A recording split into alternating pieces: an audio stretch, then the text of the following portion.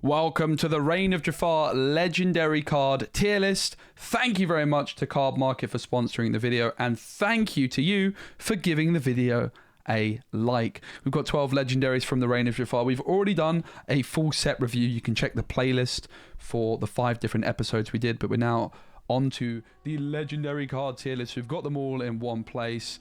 And I'm going to start off by just getting rid of the S tier. I'm going to be honest, guys. Now, don't get me wrong. I don't think that the legendaries in the set are bad. I think there's a lot of really interesting cards. I'm actually very excited by a lot of them. And I think a lot of them are really cool legendary cards. But there's no, like, Tamatoa in this, you know.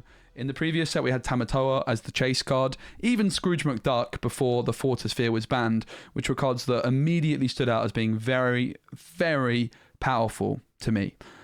We don't have that in this set. There's no card I'm looking at here where I think that people on day one are going to open it and be like, yes, I got it. Like we had the Half Shark before, we had the Tamatoa. I think we're lacking that one massive legendary payoff card in this set. So I'm not going to put an S tier, but there probably will be quite a few in the A tier because, like I say, I like the legendaries in the set quite a bit. I think they're very, very interesting.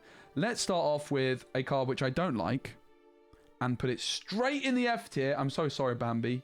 I am so sorry, Bambi, but you are possibly the worst legendary card I've ever seen. And Gantu existed. I don't understand this card. I don't understand it. It's a beautiful art. There's also an enchanted for it. It's Bambi.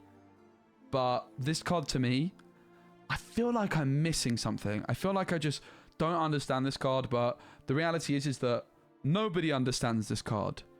It's a 3-cost uninkable. It's a 1/1, it quests for 3. It's got Pinocchio stats, but Pinocchio costs 2. Or Simba from Ruby, 2-cost uninkable. And this isn't, if this was inkable, I could get behind it a little bit, right? But it's not. So it's like a goat. When it's played, you gain a lore. It doesn't gain you a lore when it leaves play. And when an opponent plays a character, you return this character to your hand. What? Who would play this? Why would you play this? Now, perhaps the logic with Bambi, because you might say, well, Specie, open your eyes. You have to see the bigger picture. You might be able to play this in a deck where you've cleared your opponent's board, they've got no characters, and then bam, you put Bambi down, and you can quest with Bambi safely, right? And then, if they rush in with a Maui, they might try and take out your Bambi, but it comes back to your hand, and then you can play it again, and it's like an immovable object. The problem with that is that it's got 1 willpower. A gust of wind will still remove it. In fairness, outside of Ruby with Brawls and Sisus, and outside of Steel with Grab Your Swords and Tinkerbells and whatever else, Amber, Sapphire, Amethyst, and Emerald are going to struggle to remove Bambi. Until you quest with it, and then they just take a challenge and then play a character. It's expensive, it's uninkable, it's weird, it's interesting, but it's bad. I think it's the worst legendary of the set in terms of power level. But maybe I'm going to be disproven, because honestly, it's like the kind of card which I could see in like a set or 2 sets. Suddenly there's like some very, very crazy synergy. I feel like there has to be more to this card that I'm not understanding, but I don't think there is currently. Sorry, Bambi. Let's look at Pinocchio next, the other Amethyst card. Pinocchio is an interesting one. First thing to mention is that the 4-cost slot in Amethyst is very competitive. You've got Goat, you've got Rabbit, you've got Genie, of course. You've got Iago also, 2 of those evasives already. So Pinocchio is going to have to be good in order to see competitive play. That's just the bottom line. And I'm not sure that he is. He's got no strength, which isn't a lot of strength, as it turns out. But 4 willpower is very good for an evasive that quests for 2. Once during your turn, whenever you ready this character, you may draw a card. I mean, if you compare this to the Surfer Mini in Ruby that costs 3, so 1/3 that quests for 2 evasive, as well as the Surfer Tink or the Fast Flyer Tink, also a 3-cost in Amethyst with a 1/3 stat line that quests for 2. Would you rather play those cards a turn earlier or Pinocchio a turn later? And I think the answer is quite clear. You'd rather play Surfer Mini. I would anyway. And I'd rather play Tink. Now, if Pinocchio was in a different color that wasn't Amethyst, his ability would be a lot more relevant, right? But he's in Amethyst, so drawing 1 card a turn, the turn after you've played it, isn't exactly doing enough for me. Having said that, if you think about the genie, a 2/4, which is uninkable in Quest for 1, like the chances are Pinocchio is still going to draw you a card, and it's inkable. So if you're like massively overloaded on uninkable slots, but then you're going to lose the genie wars, right? Like your opponent's genie and Elsa can crash into your Pinocchio, and your Pinocchio can crash into, well, it can crash into something, but it's not going to do much, is it? So for me, I don't like Pinocchio. If it was in a different ink color, I think I could definitely get behind it. Obviously, you might say, well, especially you can play it in a deck where you're going to be readying it a bunch of times and drawing a bunch of cards, but are you? I don't think you are. I just don't think you are. So for me, Pinocchio is in D tier. It's a card I liked the look of initially, but the more I've thought about, the less I like it. Let me talk about a card that I've had the opposite feeling about. A card which when I first saw it, I thought was a meme. I thought it was bad. I thought it was pretty pants. But suddenly I'm coming around and I'm seeing the light. And that card is Chief Bogo, the commanding officer. This looks like a really fun legendary card. It's a 6-cost inkable, and that is a shame. If it costs 5, this card would be so much better, because you could use just in time into it. You could get it down a turn earlier, and you could just build a Chief Bogo Mufasa deck. And Chief Bogo is like the Mufasa of bodyguards, but instead of himself being the Mufasa, he turns the bodyguards into Mufasas. Imagine a Mufasa with bodyguard. Well, Chief Bogo is kind of like that, but except he is not the Mufasa. The bodyguards are the Mufasas, and they're bodyguards. Think about it. If I play a deck with 4 Chief Bogos and 56 bodyguards that cost 5 or less, if I get a Chief Bogo down on the board, every time my opponent challenges a bodyguard and banishes it, which they have to do in order to get to Chief Bogo, I will call in another bodyguard unless I hit the other 3 Chief Bogos. They challenge, bodyguard, they challenge again, bodyguard, bodyguard, bodyguard, bodyguard, Chempo, the prince, bam, bam, whatever it might be. That sounds hilarious and honestly kind of good. Is it going to be more of a meme deck rather than super competitive? Probably. But there's been a lot of bodyguards in Disney Lorcana for a very long time that have synergy the more bodyguards you play, and they just haven't been seriously... You know, you haven't been able to consider such an archetype because realistically there's not enough payoff. Well, Chief Bogo is big payoff. Huge. I think with Chief Bogo, you need to play something like Gaston. You play Gaston on 3, you get Chief Bogo down on turn 4. Maybe even just, not even necessarily Gaston, but like a lantern, like some kind of ramp to try and get it down on turn 5. I would imagine that it's going to be a Amber Steel deck, but if there's enough bodyguards in just Amber, you could also play like an Amber Sapphire deck, for example, because you can ramp and get them down. I'm not sure that there are any bodyguards in Sapphire, but obviously if Amber has enough for you, something you could look at doing. Most likely it's going to be an Amber and Steel card. I think it's very, very cool. I think it's pretty damn good. It is a shame that it costs 6. It would be a lot better if it cost 5 and had worse stats, but there we are. And it only quests for 1. But this card's really good. The problem is that the deck that you would play it in is probably not really good. So I feel like this card is an A tier card, but the reality of Chief Bogo is that he is only as good as the deck that you can play him in, which probably means he's more like here, which means we're going to put him here. Does that make sense? Like, I feel like the card is one of the better legendary cards when you just look at its ability. But then when you think about the deck you're going to play it in, it's kind of bad. So we'll put him somewhere. We'll put him in the B tier. I think B tier is perfect for this. When I first saw it, I thought it was just bad, but that sounds very fun. I want to play that deck. Like, I want to play that deck. The other Amber is Goofy, the groundbreaking chef. At the end of your turn, you may remove up to 1 damage from each of your other characters. Ready each character you remove damage from this way. So you play a Smee on turn 2. On turn 3, you play something and quest with Smee. On turn 4, your Smee has 1 damage counter. Maybe you put something down on turn 3, which is going to take a challenge. You play your Goofy. And what I like about Goofy is the turn you play Goofy, they're going to do something. That's pretty cool. You can heal your Smee, and ready it. Readying to me sounds powerful. Readying like a fox and snake and whatever else it might be sounds pretty good. He's got okay stats. 3-4, the quest for 2 isn't terrible. Like, he trades with the fox, which is quite nice. I like that it does something immediately. It's a good card. It is a good card. Like, if this was a card which came out in the first set, maybe. I have a feeling that Goofy, depending on what's like in terms of rotation, could catch on. For now, I doubt it. But, you know, imagine Rapunzel gets rotated out, which I also kind of doubt. I don't know. Maybe there's a chance. I will put Goofy into the C tier. C tier for Goofy. One of the cards I'm most excited for here is Tinkerbell, the Insistent Fairy.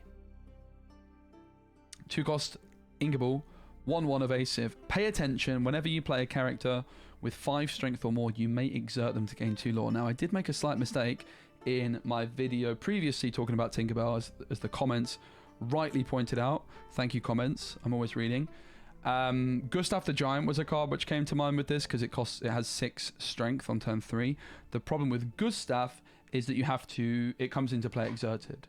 And the card that you play, you need to exert to gain the lore. But that's pretty good still. Like, if you've got a Sisu 3-cost, which is achieving this ability, you play it exerted. Do you really mind that you've got an exerted Sisu? I don't think so. It's got 5 strength, whatever you're exerting. It's kind of fine, right? It's not like it's a big card which is going to quest for 17 or something like this, right? Like, a card with big strength that you're playing on turn 3 or turn 4 is probably not questing for much anyway. Tinkerbell being a 1/1 evasive is bad stats, but there's also, like, the Tink shift. If you play Ruby Steel, you play the big Tink and shift onto this. So you can play, like, Sisu on 3, big Tink on 4. Bam! GG.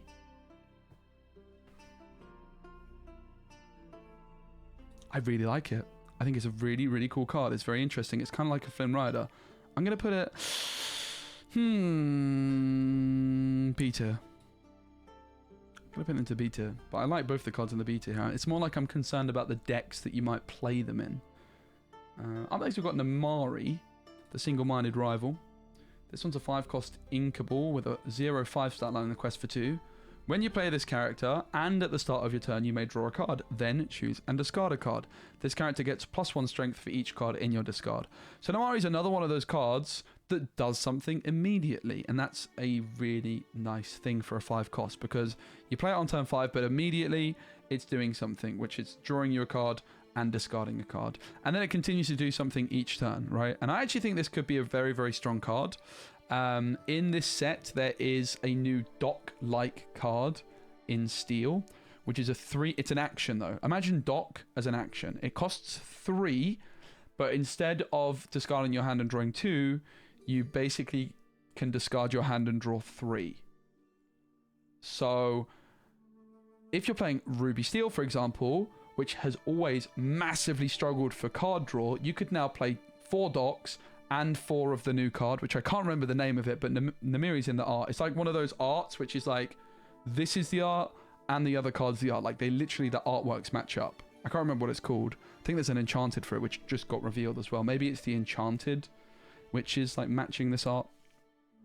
It's a really good card, and Namiri sounds honestly great. Like, really good. I like this card a lot, particularly, again, in like a deck like Ruby Steel, where you're really relying on the Steel, Uninkable, Dock, and that 3-cost action as card draw. It's going to have a lot of power, or strength, I should say. It can quest, it does something when you play it, and it does something at the start of every turn. This is a great card. Maybe this is the chase card, and I just I've not seen it until I've started this video. Like, honestly, maybe this is the chase card. I don't know. I don't think it's quite Tamatoa levels by any stretch, but honestly, the more I look at it, the more I like it. It's pretty good. It is pretty good. It's pretty good indeed. Up next, let's look at the other Steel card. It's Mickey, the Giant Mouse. I don't know what you're saying. Oh, Spacey's going to say this card's terrible. It's 10-cost uninkable. You're wrong. I think this card's really good. In specific decks. Specifically, okay, you could play the Queen in Emerald. I'm trying to think if it's an Emerald or Amber card, because I've always played it in Amber, but I believe it's an Emerald card. The Queen, it's like that 3-cost uninkable, which can't quest, but you can exert her, discard a card from hand and gain lore. That's not the deck I'm actually thinking of. I mean, it does work there. Of course it does. But the 2-cost Golden Mickey Mouse from the latest set, it has a 1/1 stat line. It's uninkable. That card is good, in my opinion. The big problem with it is that you don't have enough big cards that you actually want to play down on like turn 3. In Amethyst, there's a card you can combo that with, and all of these are uninkable, which is probably why it's more of a fun meme deck. Where you can exert an opposing character for 3 and give one of your characters Challenger 2. So you play the 2-cost Mickey on turn 2. I think it's called like Reckless and something like this. On 3, you give your Mickey Challenger 2, you take a trade, and then bam, you've got the giant mouse down on the board on turn 3. And it's a 10/10 bodyguard that quests for 5, and when it's banished, you can deal 5 damage to an opposing character. That is insane. Like, that is absolutely absurd. I think it's really good.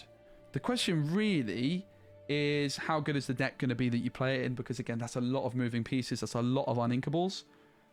But a big thing that Steel didn't really have before this was like a obvious target if you're trying to play one of those Mickey Mouse decks. Well, now you have a very, very obvious target. B tier. All the cards in B tier look like you could build some fun decks around them. Maybe Tinkerbell has the most chance of being seriously competitive, but honestly, like these two cards, I will test. Without doubt, I will play all 3 of these cards and give them a real spin. Which I can't say the same for all the cards below them. I will try Bambi, and I will be disappointed, I fear. Alright, up next, another card I like the look of. This one is going to go into A tier. It quests for 4, and it has Ward. And it has 6/7 stat line. I think it has to go into the A tier. Time runs out at the end of your turn. If you didn't put any cards into your Inkwell this turn, banish this character. So it's a big downside, obviously, on the ability, but oh my goodness. What a unit. Very, very cool card. Really excited for this one. It's inkable. If it was uninkable, it would be unplayable, but the fact it's inkable, if you can find the right deck for it, Emerald Sapphire maybe comes to mind. But the big thing about this is it's a Sapphire card, which is top end. If you actually look at the Sapphire top end cards, there's not that many good options. Certainly not inkable ones. You have Hades, which is the 7-cost uninkable, which you might play in Blurpool. It's like a poor man's Maleficent in many ways, right? That you can play if you're not playing Ruby. If you're playing like Sapphire and Amethyst, well, suddenly if you're playing Sapphire and Amber and Sapphire and Emerald and Sapphire and Amethyst, like decks which don't have that natural top end like a Sapphire and Ruby deck has, Ratagon is always going to be something that you can consider. And I think it's great. I think it's very, very strong. I think you could even play this in Ruby Sapphire potentially. I don't know if that's necessarily true.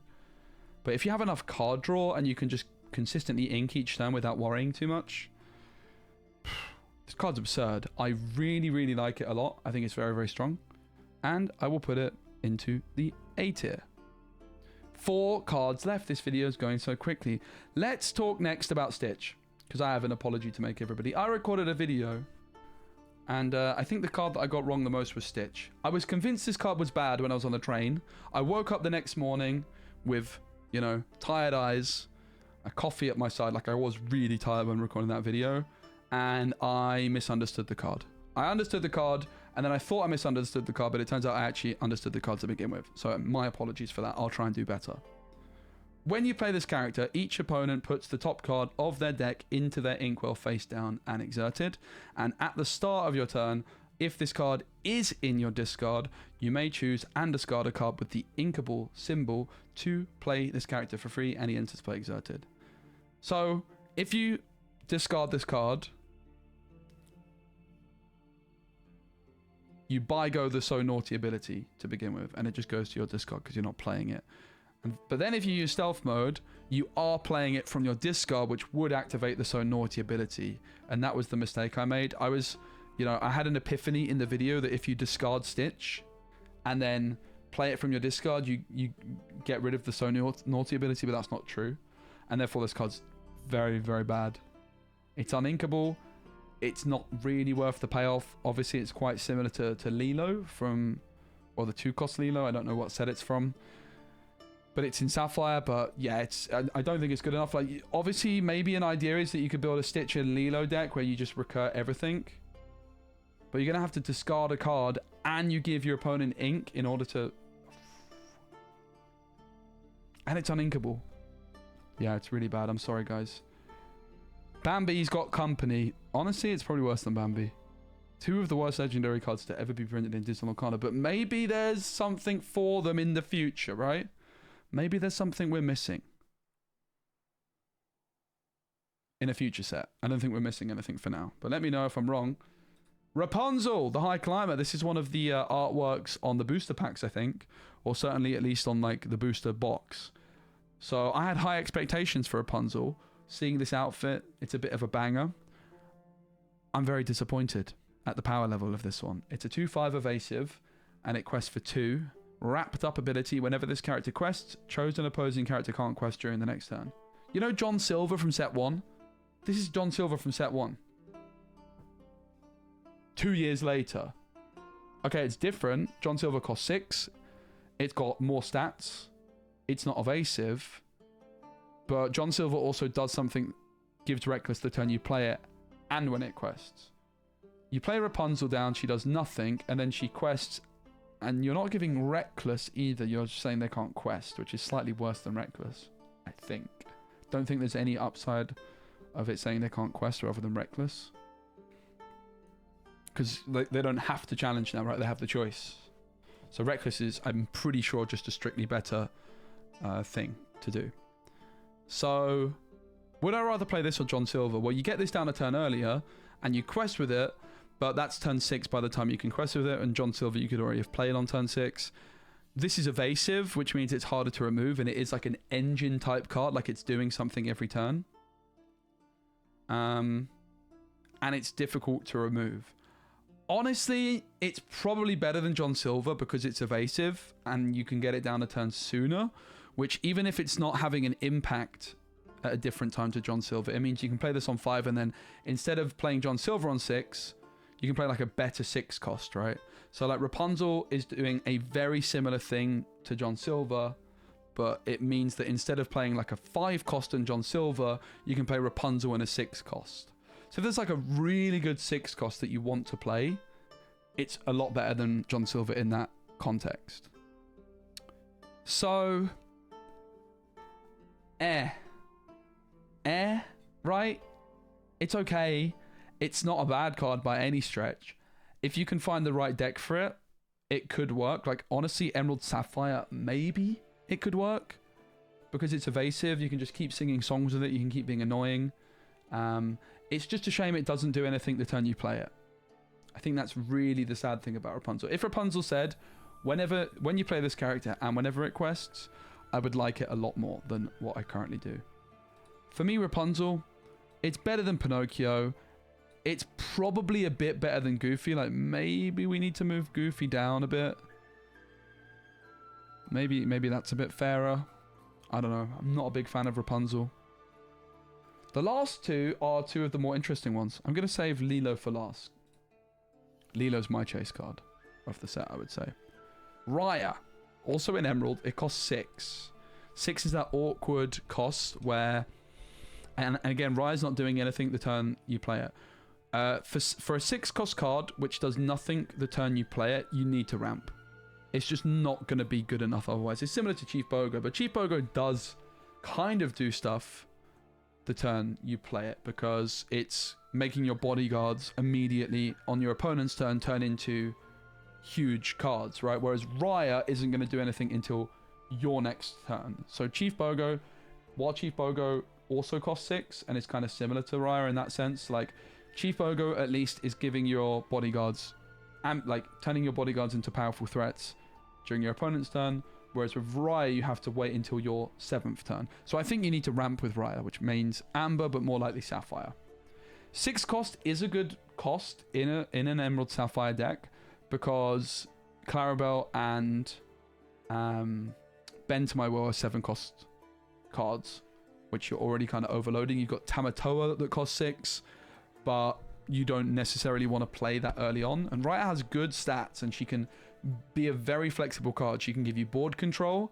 She can allow you to sing multiple times, which can also equate to board control, right? Like you can sing Heffalumps and Woozles or something, quest with Raya, ready them, take a challenge, or sing another song, or whatever it might be. She's very flexible. She has good stats herself. She trades with a Maui. If a half shark tries to take her out, it's going to be a trade. She's got good tags.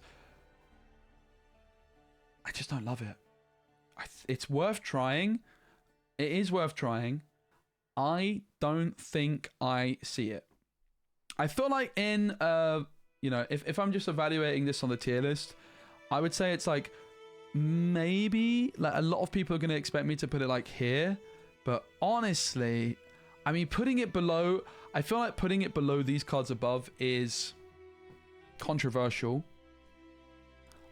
I think it deserves to be in the B tier, and it's probably got more chance of seeing competitive play than these cards. But I don't know. Like, these cards all look really fun to me, and I'm not saying Riot doesn't look fun, but I can just see the decks which these cards fit in, right? You start with this card, you can build a whole deck around it. I don't really see the deck I would want to play Riot in, particularly. I don't think she would make the cut in Emerald Sapphire, at least not how I would play it. You're paying to ready them. I don't like Raya, guys. I'm sorry. I'm going to put her in the bottom of B. I don't know. I don't think I like Raya, guys. The more I look at it, the less I like it.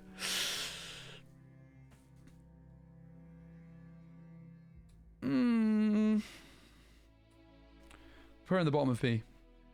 She's got potential. There's no doubt about it, but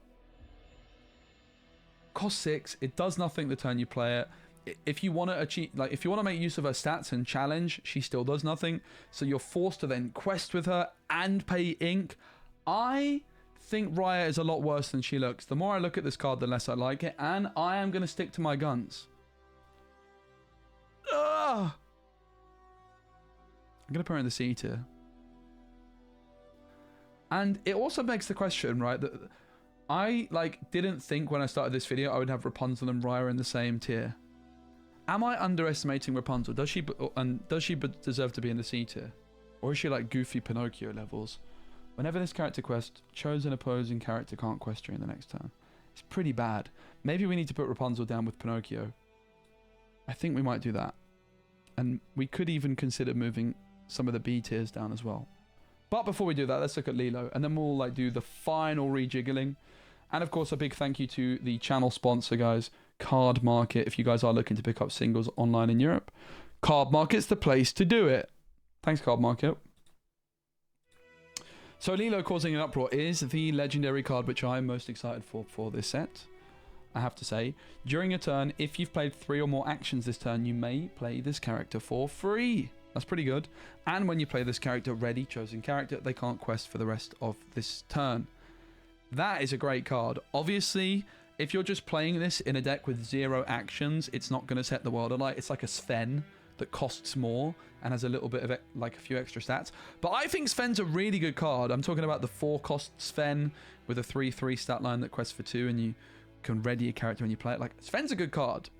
But Lilo is like a Sven that in an action deck you can play for free. And that's absurd. That is absurd. Robin Hood Sharpshooter is, of course, one of my favourite cards in Disney Lorcana. I have a playset of Enchanteds of Robin Hood, so I might be a little bit biased. And in case you think I'm trying to like do some market manipulation, let me tell you, those cards are not for sale. They aren't going anywhere, mate. I will be playing them. I am so excited for this card. Straight into the A tier for me. Simple as that. It's great. It's really good. It's like a reasonable card in its own right, and you can play it for free, gaining huge tempo, readying a Robin Hood, protecting a Robin Hood. Crazy good card. Crazy good card. Particularly good if you can find some synergy as well with characters which are going to, you know, like a Gaston, these kinds of characters which exert for their ability, or you know, if you're playing actions, right, you play Lilo for free. Let's say you play Lilo, you ready another Lilo, and okay, your other Lilo, your first Lilo, it can't quest, but it could sing We Don't Talk About Bruno. It could sing A Pirate's Life. So they also stack together. The big problem for this card is the fact that you're playing a card for free from your hand. How are you getting enough card draw to make that work? But Robin Hood, Sharpshooter, can draw cards. If it hits an action card, like a Hypnotize, which makes your opponent discard and you draw. If you hit an action like your Welcome, you can use your Welcome on your own card, or Improvise even, where you just give something +1 strength and draw a card. And obviously you can target illusions with that as well and make them vanish. Any of those cards, like Robin Hood is drawing you cards a little bit. Prince John is the other big one. Diablo as well in Emerald and Ruby. And Lilo is therefore, you know, if you can get it working, is really giving that deck that little bit of extra something, which it hasn't had for a couple of sets now. So I, for one, am so excited. So I am happy with the tier list up until this point. Like, I think this tier is fine for these cards. I feel like maybe Goofy's a bit better than we're giving him credit for.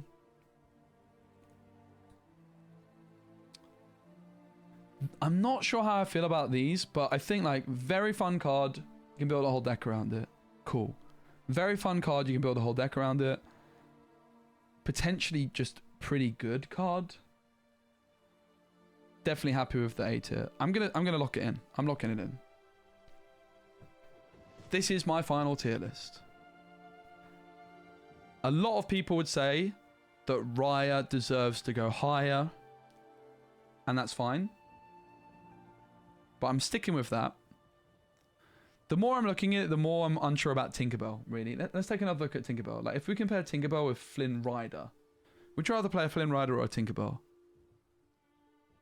Probably Flynn Rider, but you can now play both. That's the other thing, right? It's not like you have to play one or the other. And actually, if you look at, like, Ruby in their 2-cost slots, it's one of the weaker areas. So if you're trying to do, like, a Ruby aggro deck, you've now got a consistent turn 2. I'm keeping Tinkerbell up there. I'm keeping Tinkerbell up there. Alright, that's it. I'm locking it in.